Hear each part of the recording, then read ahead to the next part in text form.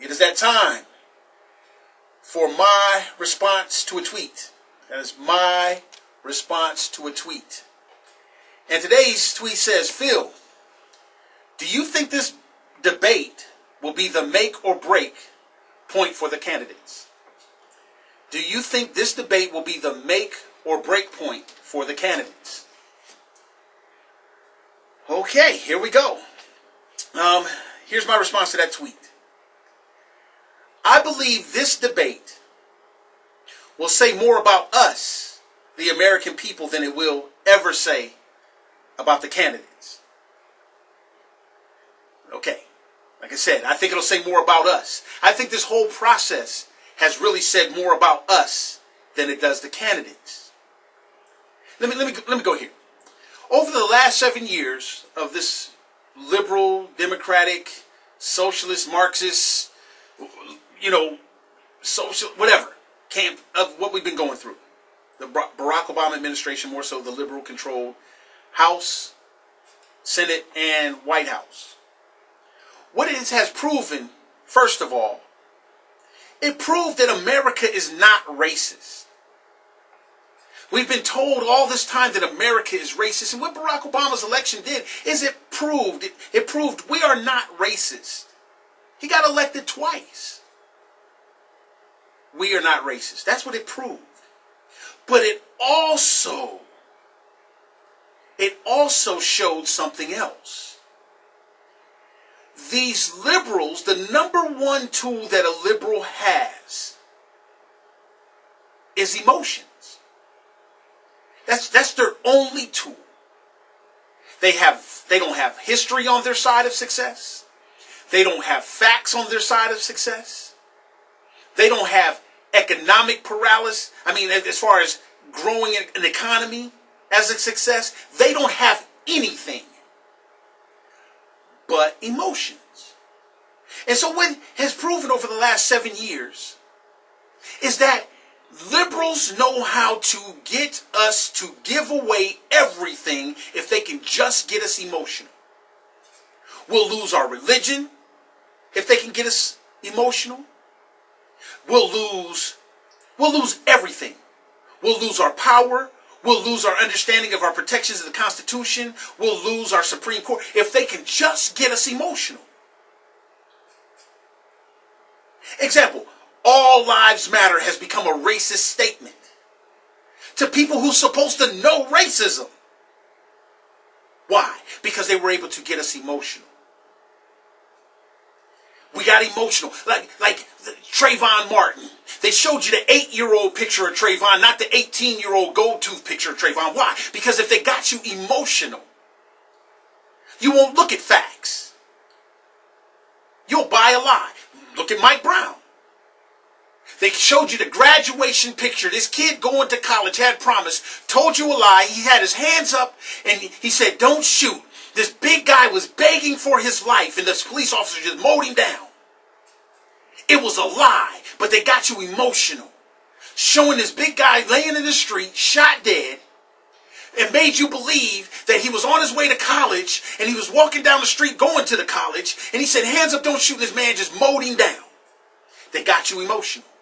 You're so emotional, that lie still stands to this day as a fact. Why? Because they got you emotional.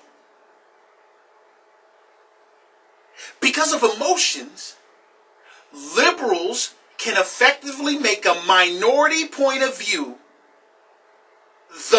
like it's the majority.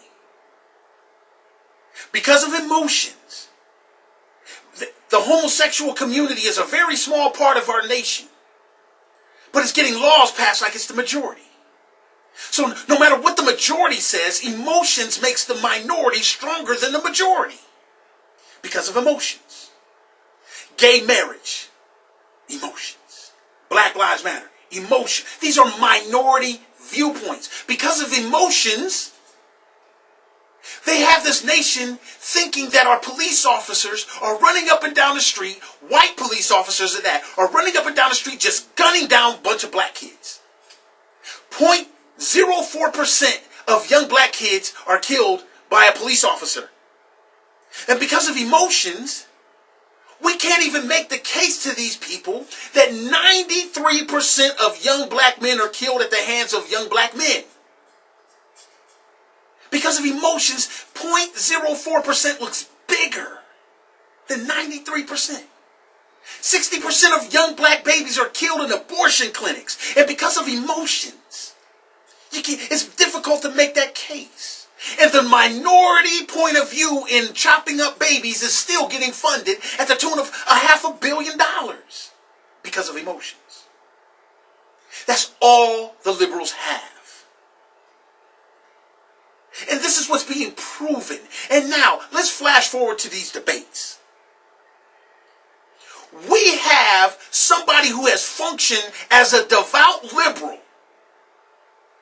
that was able to tap into your emotions and said some cool emotional sounding stuff.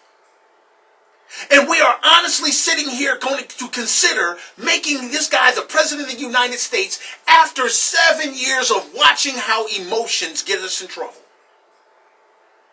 The Democrats' emotions hijacks the IRS, used as a political arm to take away our freedoms and our constitutional rights to create an organization. We get gone through a fine-tooth comb because of the emotions of a Democrat. They used every arm of the government to do god-awful things to the American people. They got you emotional with the health care. They didn't care. They rammed that down your throat. The minority point of view prevailed again. Emotions. And now here we come. Donald Trump is the most emotional guy running. He's so emotional that we are considering a strength that he points out somebody else's lack of emotions. Like it's a virtue. He's pointing out, Bush low energy. Bush can lose on his own. I think we're just tired of Bushes. He can lose on. We don't need this emotional guy. I'm going to build a wall. Tapped into your emotions. Don't tell you how he's going to build a wall or nothing. I'm going to make other people pay for it. How are you going to make them pay for it? I just am. And, he's going to be the president. Oh, no, hold on a second. So it's emotional. 90% of Donald Trump's answers are emotional. 10% are factual. Emotional. He knows it well because he's a liberal. He's been functioning as a liberal for the longest. He hobnobs with liberals. He spends his money on liberals. Does that mean he shouldn't be the president? I think that we need to just consider that he is not the strongest person. He's just the most emotional. And I just outlined how emotions have got us in trouble. We're replacing facts with emotions. And it seems factual. We're bringing a minority position and giving it stronger. See, America, check us out. A chain is only as strong as its weakest link. What conservatism does is it gets that weak link and it uses prayer and God and the Constitution to show them that they're American and they can be exceptional, and we strengthen that link. What liberalism does is it takes the weakest link and it coddles the weakest link, and it makes all the strong links weak, so that the weak link appears to be stronger, or it's not as intimidated by stronger links. Liberalism weakens the strong links to match the weak link. Look at how liberalism has done our men, our young boys.